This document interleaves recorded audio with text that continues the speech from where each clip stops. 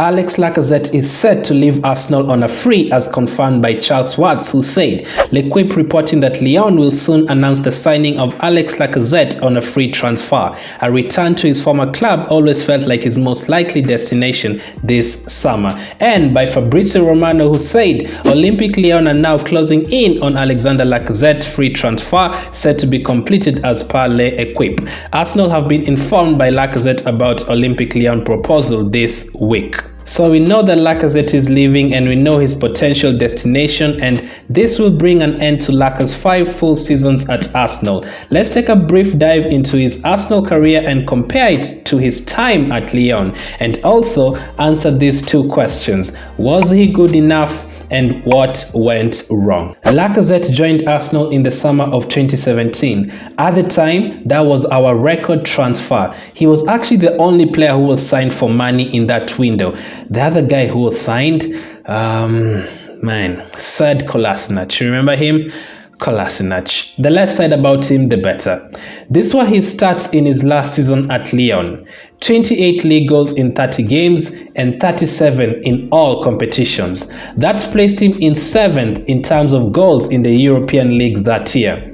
Only Messi, Cavani, Lewandowski, Ronaldo, Aubameyang, more on him later, and Edin Dzeko scored more than him that year. We had clearly signed a top striker, and it only took him 94 seconds to show us what he was all about, scoring in the first game against Leicester City. In that match, our front line looked like this. And that was plan A. Giroud came on from the bench and scored the winner in that game. That was plan B, and it was working out so well from the first game. Lacazette scored once again in the next 2 home games, making him the first ever Arsenal player to score in their first 3 home games in Premier League history.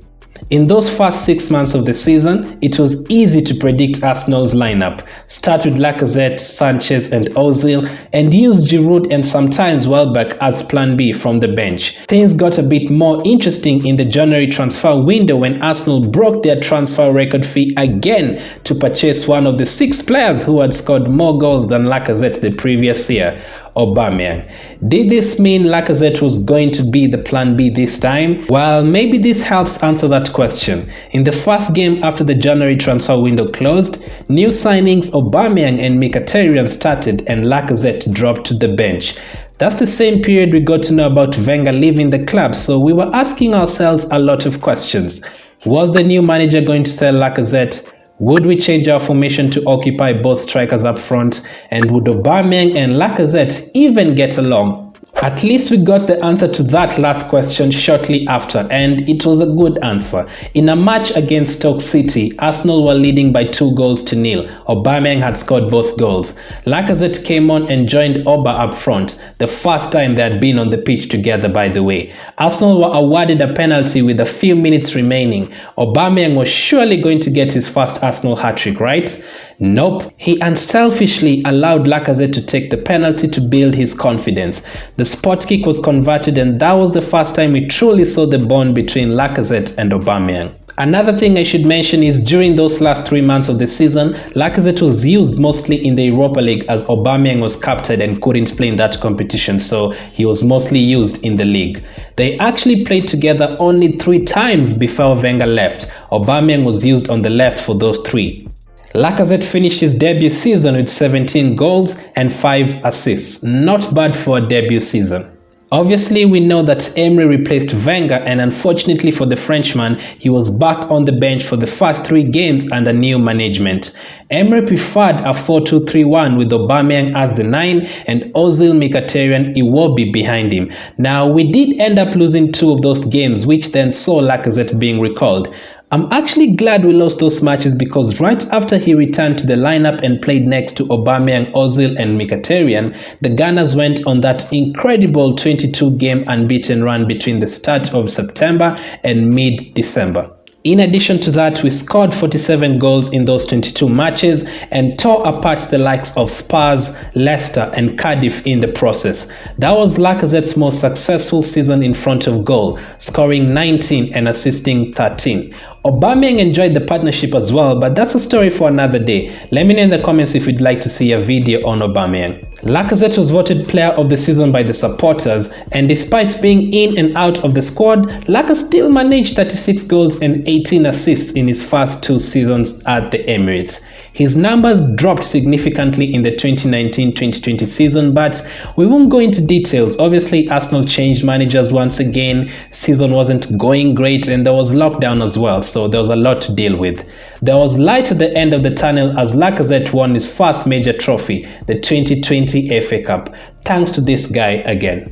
The debate started in the following season as he wasn't being clinical in front of goal anymore. It didn't help that Arsenal were going through hell in terms of league form. He still scored 17 goals though, and that was more than Aubameyang.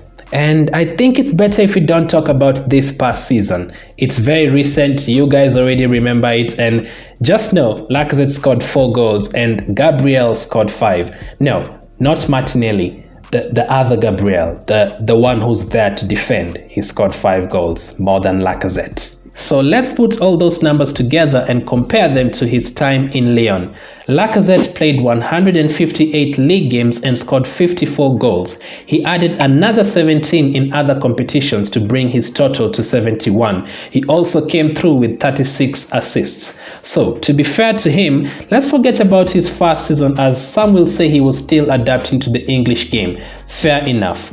On screen right now is Lacazette's goal numbers in his last 4 seasons at Arsenal. 19, then 12, then 17, then 6 strikes.